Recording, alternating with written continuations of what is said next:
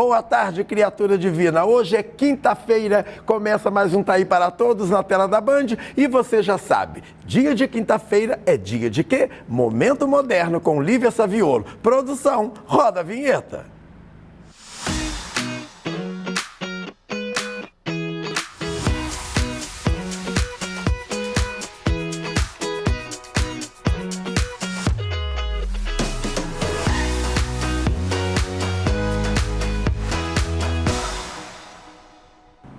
Boa tarde, está começando mais um quadro Momento Moderna e o tema de hoje é sobre a saúde das mãos. As nossas mãos desempenham um papel fundamental. Elas são essenciais para a realização de movimentos, tarefas, ações e também das nossas atividades profissionais. As nossas mãos estão em contato diário com objetos que podem também estar infectados.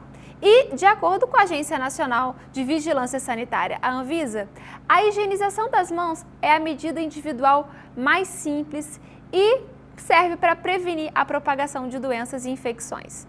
Você sabia que as suas mãos indicam como está o seu estado de saúde? Alguns sinais como inchaço, coceira, formigamento, temperatura e a dormência são alertas para o nosso organismo. Para conversar com a gente sobre os cuidados das mãos, estão com a gente a doutora Regina Prata, que é especialista em mão, ela é ortopedista, e a Luciana Costa, que é fisioterapeuta e também especialista em mãos. Sejam muito bem-vindas, obrigada por estar aqui com a gente. E as mãos merecem atenção e cuidado, não é, Regina? Pode. Quais são os cuidados que devemos ter com as mãos? A gente usa as mãos para tudo, né? A gente tem aí tanto a função da gente comer, se vestir, trabalho, né? Para lazer também. Hoje em dia a gente está cada vez mais conectado, usando cada vez mais os dispositivos eletrônicos aí, tanto para questão de trabalho quanto para questão de lazer. E a gente precisa ter em mente que a mão, ela é o nosso instrumento de trabalho. Então, para isso a gente precisa de algumas medidas para protegê-la de algumas doenças, tanto com a parte aí de preparo físico, quanto na parte de tratamento das doenças em si. E também a gente tem que pensar na questão da pele, né, com o uso do protetor solar. Tudo isso é muito importante da gente levar em consideração em relação às mãos. É verdade. E a gente vê, né, Luciana, que a tendinite é uma das queixas frequentes no consultório, tanto da fisioterapia quanto da ortopedia. Sim. É bastante comum no seu consultório também? É muito comum, principalmente quando nós estamos em jornada, vamos dizer, dupla. A gente trabalha, né, o nosso trabalho manual, atividades manuais, né, artística, digita, e logo depois chega em casa e ainda continua usando o celular, né, e criança, né, estuda o dia inteiro, chega em casa, quer brincar ainda com videogame, tablet, isso é muito prejudicial. Tanto o esforço, né, repetitivo, pelo uso prolongado e frequente, né, desses equipamentos, principalmente na pandemia. Nós tivemos um aumento muito grande, porque se usaram a tecnologia como forma de estudar, trabalhar, né, o home office, e aumentou muito, né, esses casos. É verdade. Antes da gente falar de algumas doenças que a gente vai falar aqui, acho que é importante a gente explicar um pouquinho o que é tendão e o que é ligamento. Fala um pouco sobre isso, Regina. Acho que as pessoas confundem mais músculo, o que é tendão e o que é nervo. Né? A gente tem que pensar que o tendão ele é como se fosse uma corda. A função dele é ligar o músculo até o osso. E aí, quando esse músculo faz o movimento de puxar essa corda, a gente tem a movimentação da articulação. Nervo já é outra coisa. Nervo é como se fosse um fio elétrico. Ele conecta o cérebro até a região onde ele vai atuar para levar o estímulo para chegar até lá. Seja esse estímulo para o músculo funcionar ou a sensação tátil. Então, nervo, a gente tem que pensar em sensibilidade, basicamente. E tendão, a gente tem que pensar em movimento. Então, acho que essa é a maior dúvida no consultório. Tô com o meu nervo doendo, mas às vezes tá falando do tendão e tudo mais. Exatamente. E tem alguma coisa que a gente pode fazer para prevenir as tendinites, Luciana? Tem. E dosando, né, a atividade que você utiliza, né, tanto no seu trabalho quanto no lazer.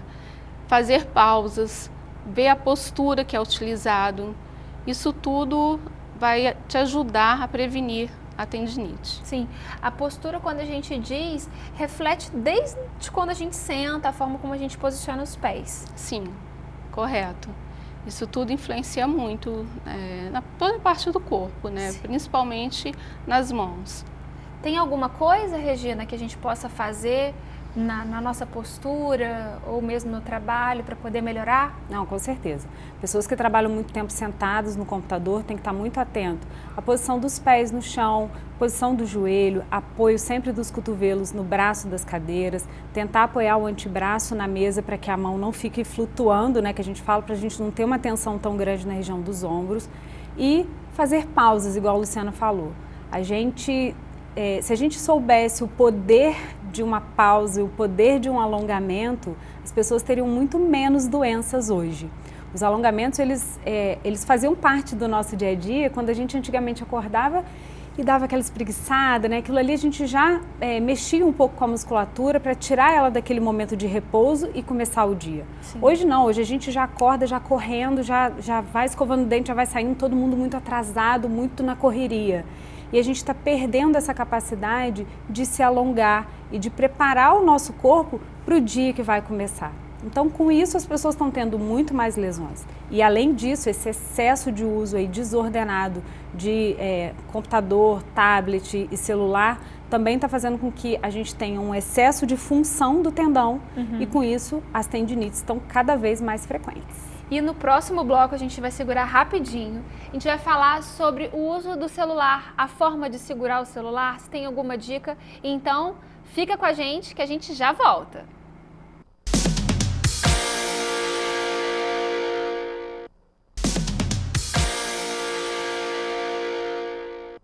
O tema de hoje é sobre a saúde das mãos. Estamos conversando com especialistas no assunto, a doutora Regina Prata, que é ortopedista especialista em mão, e a fisioterapeuta Luciana Costa, que é fisioterapeuta especialista em mão. E o uso de dispositivos tecnológicos aumentou muito, e essas ferramentas estão presentes na nossa rotina diária. O celular é um deles, né, Regina? Com certeza. A forma como a gente segura o celular interfere bastante na nossa saúde das mãos, né, Luciana? Com certeza. Mostra pra gente, Regina, a forma certa e errada de segurar o celular, se tem alguma coisa que a gente pode fazer para melhorar. Bom, para onde a gente olha tem alguém com o celular na mão, né? E as pessoas usam ele da mais variada forma possível. Tem pessoas que usam numa mão só, tem pessoas que já são mais ágeis e querem estar digitando com as duas mãos ao tempo todo. Então, esse movimento aqui, ó, é um movimento que sobrecarrega muito a musculatura e os tendões dos polegares. Além disso, as pessoas têm mania de segurar o celular nessa posição aqui, ó. E isso também faz com que o dedo mínimo, né, sobrecarrega ele totalmente. Ele é quem fica praticamente responsável por segurar o celular o tempo todo. E aí essa musculatura aqui, com o tempo, ela pode fadigar e o paciente sentir dor. Então, o que é importante da gente fazer? A gente sempre tem que procurar usar o celular apoiado em alguma coisa, de preferência na altura dos olhos. Eu sei que é difícil isso, mas a gente precisa tentar para a gente sobrecarregar o mínimo possível, tanto a região de coluna cervical quanto principalmente a mão. Tá certo. E o uso excessivo do celular e o peso na mão, assim, Luciana, pode gerar uma tendinite? Não só a tendinite, também uma artrose, né, síndrome do carpo, principalmente agora em crianças também. Crianças estão cada vez mais utilizando essas tecnologias, né? E é muito pesado para a gente, imagina para uma criança, porque você tem prazer em ficar ali, quando você não percebe que já está há muito tempo, e isso vai acabando gerando essa dor. Então, é essencial que use de forma... E a gente estava falando que os telefones estão ficando cada vez mais pesados, Exatamente. Né? Então, acaba que vai ficando cada vez pior isso. Tem alguma outra doença que você tinha comentado com a gente que está sendo, junto com a tendinite, de diagnóstico diferencial, alguma coisa? Então, é uma patologia moderna, né? Mais atual, que é a distonia focal. Ela está sendo muito frequente em músicos, mas isso daria um outro programa. Um outro programa. A gente está adiantando aqui a parte 2. É muito músicos e digitadores. O digitador, por exemplo, quer entregar a produção, não quer fazer uma pausa. O músico ele tem que treinar pelo menos de 6 a 8 horas por dia. Então, o cérebro ele entende que aquela atividade para ele é estressante, ele está fadigado, ele não quer, ele se recusa a fazer aquele movimento. Então, o violinista, por exemplo, quando ele vai tocar, o cérebro puxa a mão, um movimento contrário, né? O flautista puxa a cabeça para o movimento contrário. Isso tudo é trabalhado de forma multidisciplinar, é um diagnóstico novo, difícil, então a gente tem que procurar o tratamento para tendinite o mais precoce possível, para não deixar chegar nesse estágio. Entendi. E a gente tem também uma queixa comum, até mesmo nas gestantes, que a gente vai falar daqui a pouco, sobre a síndrome do túnel do carpo. O que é essa síndrome, Regina? Então, o sintoma principal que ela dá é de dormência nas mãos, né? A síndrome do túnel do carpo é uma compressão do nervo mediano, que é o nervo que leva a sensibilidade para esses 3 dedos praticamente, na região do punho. Dentro desse túnel passa, além do nervo, os tendões que fazem o movimento dos dedos. Então, sim, está sim relacionado ao movimento repetitivo das mãos, mas não é só isso. Tem várias outras causas para a síndrome do túnel do carpo. O que é importante da gente ressaltar é que nem todo formigamento na mão é isso. Assim como existe a síndrome do túnel do carpo, a gente tem algumas patologias da região cervical que também podem gerar formigamento na mão, e isso tem que ser investigado dentro do consultório para a gente fazer o diagnóstico diferencial. Sim, e tanto o tratamento, né, com a terapia, com fisioterapia, assim como também existe a possibilidade de tratamento cirúrgico, certo? Exatamente. A gente tenta fazer esse tratamento com a fisioterapia e quando não dá certo, esgotou tudo, tem a cirurgia. Exato. É isso mesmo? Existem alguns casos que a gente já parte para cirurgia, para indicação de cirurgia já direto, porque são casos mais graves, o paciente às vezes está postergando de ir ao médico com medo de operar. E isso é uma coisa que trava muito o tratamento. O paciente, às vezes, ele tem mais medo da cirurgia do que necessariamente da cirurgia. E isso faz com que a gente não consiga oferecer a ele um tratamento prévio à cirurgia, que seria através da fisioterapia, de uso de órtese, medicações, etc. E, nesses casos, a gente realmente acaba indicando a cirurgia já de cara. Em alguns casos, Exatamente. Né? Porque a cirurgia de túnel do carpo, para tratamento do túnel do carpo hoje, graças aos avanços da medicina, elas estão cada vez mais rápidas, a recuperação cada vez melhor. O paciente geralmente não precisa ficar internado, ele já vai embora no mesmo dia. Anestesias cada vez mais localizadas só na mão. O pós-operatório também, junto com a terapeuta de mão, a gente consegue resultados excelentes. Então, pacientes que têm medo de operar não devem ficar com medo, porque a cirurgia ela é muito satisfatória. O formigamento na mão, ele melhora basicamente no dia da cirurgia.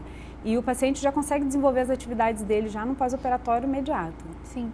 E no caso, no consultório de fisioterapia, Luciana, a gente vê que é necessário ter sessões. Não necessariamente vai lá 2, 3 vezes e vai resolver. É uma terapia que demora. Isso. Né? E que o uso das bolinhas, né, ele não deve acontecer em casa, assim, acho que eu tô com um problema na mão, vou começar a usar. Isso é sério, né? Isso, não é simplesmente uma bolinha. No consultório a gente usa as bolinhas como forma de recurso terapêutico. Cada cor de uma bolinha terapêutica, ela tem uma densidade diferente. Então ela vai servir para cada fase do tratamento, né, diferente, em estágios diferentes, né, a evolução do paciente. E em casa o pessoal usa as bolinhas, principalmente, vou aproveitar a deixa e falar sobre o pós-AVC. Não está na pauta, mas eu acho muito legal falar. O paciente ele teve um AVC e a família ou um conhecido dá uma bolinha, né, com a boa intenção de que ele volte a funcionar essa mão. A fase flácida do AVC, logo no início, é aquela mão flácida, a mão boba que a gente chama. Só que o padrão do AVC, ele vem com uma flexão de cotovelo, com uma flexão de punho e flexão dos dedos. Logo no início dessa fase flácida, se eu pegar uma bolinha e der para ele apertar, eu vou estar favorecendo essa contratura. Sim. E isso a gente não quer. A gente quer quebrar esse padrão que é o natural do AVC. Sim, é verdade. O papo tá muito bom, mas eu preciso chamar o Thaí para o Merchan. Thaí, dá seu recadinho aí pra gente. Hoje eu quero apresentar para vocês a linha de suplementos Cartmaster, que possui em sua fórmula o colágeno tipo 2, que auxilia no quê? Na melhora dos sintomas de dores articulares e alterações significativas na dor, rigidez e função física. Contribui para o bom funcionamento e recuperação muscular. Reduz efetivamente o inchaço em pessoas com artrite reumatoide, entre outras doenças também, e auxilia no sistema imune e muito mais. A linha de suplementos Cartmaster você encontra na drogaria moderna mais próxima de você. Ou então pode ser pelo televendas ou pelo site drogariamoderna.com.br. Cartmaster, proteção para os ossos e cartilagens. Converse com seu médico antes de incluí-lo na sua rotina. Agora sim, nós vamos para um breve intervalo e a gente volta com mais Momento Moderna aqui na tela da Band.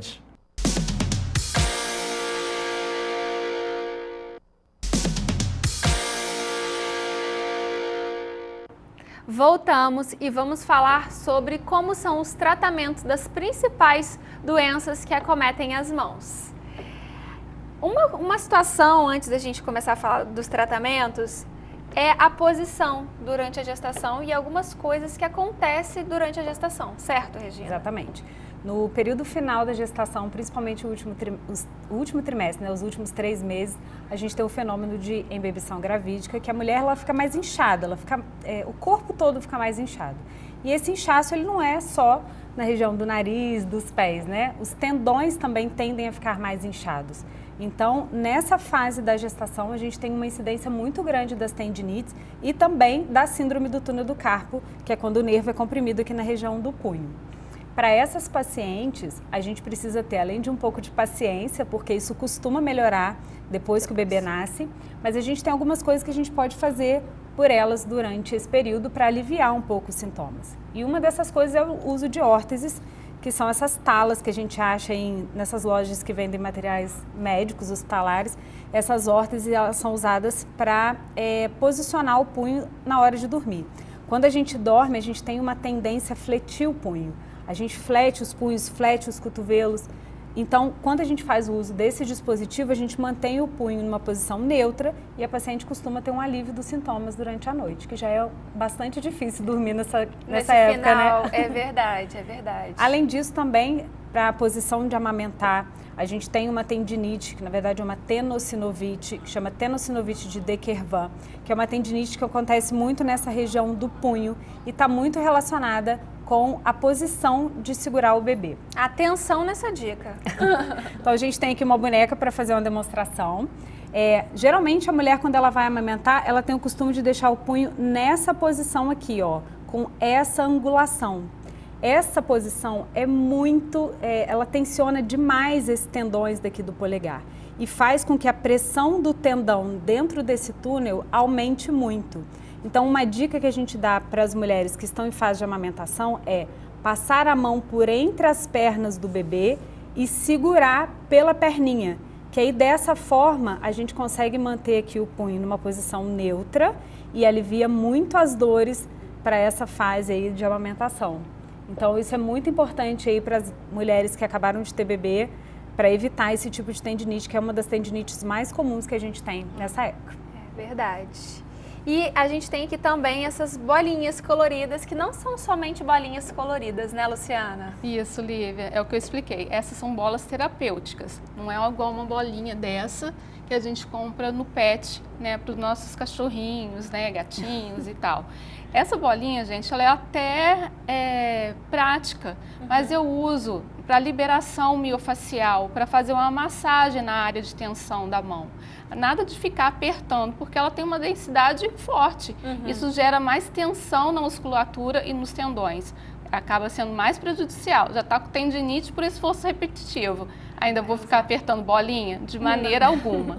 Então, as bolinhas terapêuticas, cada cor é o que como eu falei, tem uma densidade diferente. Essa é bem macia e conforme o paciente for melhorando, a gente vai trocando para dosar, né, a força, né, desse paciente e preparar ele até mesmo para o dia a dia, para o trabalho, né, de digitação. A gente tem que fazer essa musculatura, preparar essa musculatura para exercer essas atividades manuais.